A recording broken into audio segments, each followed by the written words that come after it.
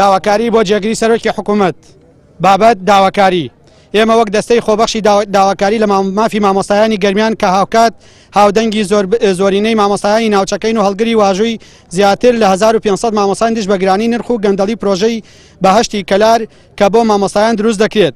ئەم داواکاریمان لە بەڕێستان هەیە بۆ ئەوەی بتوانن چاو بە بەرنامەکەدا بخشێنەوە لە دەرخستەی نرخاندنی هەر خانوویەکدا زیاتر لە $10,000 واتە یەک دەفتەر گەندەڵی تێدایە.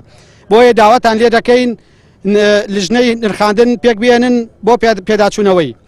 داواتان لێ دەکەین بە لە بەرچاوگرتنی بای دارایی مامۆستایان هەڵی جدی بدەن بۆ ئەوەی بەشی خزمەتگوزارەکانی پرۆژەکە بخەنە ئەستۆی حکوومەت.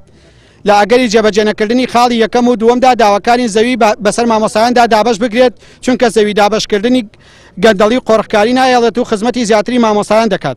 لەگەڵ ڕێزدا دەستەی داکۆکی لە مافی مامۆستایانی گەرمیان بۆ ڕوونکردنەوەش هەر ئەمڕۆ قوبات تاڵەبانی لە گەرمیانە و زۆربەی بەرپرسە سیاسیەکان و حکوومیەکانە بینێ تاکە لایەنێ کە لایەنی داکۆکیکار لە مافی مامۆستایانە و ماوەی 4 ساڵە لە گەرمیان خۆپیشاندانەکەن قوبات تاڵەبانی دەستیمان پێیەکا و بە شێوازی جۆراوجۆر ئەیەوێ تاوەکو ئێوارەی ئێمە لێرە بوەستین و دوایی ئێمە نەبینێ. مامۆستایان لە سەعات 8 بەیانیۆ لەیرن و لیژنەی ئەمنی ناوچەکە مۆڵەتی پێداوین و لەلایەکی تریشەوە بەبێ مۆڵەت ئێمەیان ڕەوانە کردووە. داواتان لێ دەکەین بۆ ئەوەی بزانین کە ئەم حکوومەتێکی سیستماتیکیە دڵنیامان بکەنەوە. ئەگەر ئەزانین حکوومەتێکە هەر کەسێکەوە توانێت بەلای خۆیان ڕای بکێشێ دڵنیامان بکەوە تاوەکو ئێمە هەست بە ئەمنیەتی تەواوەتی بکەین.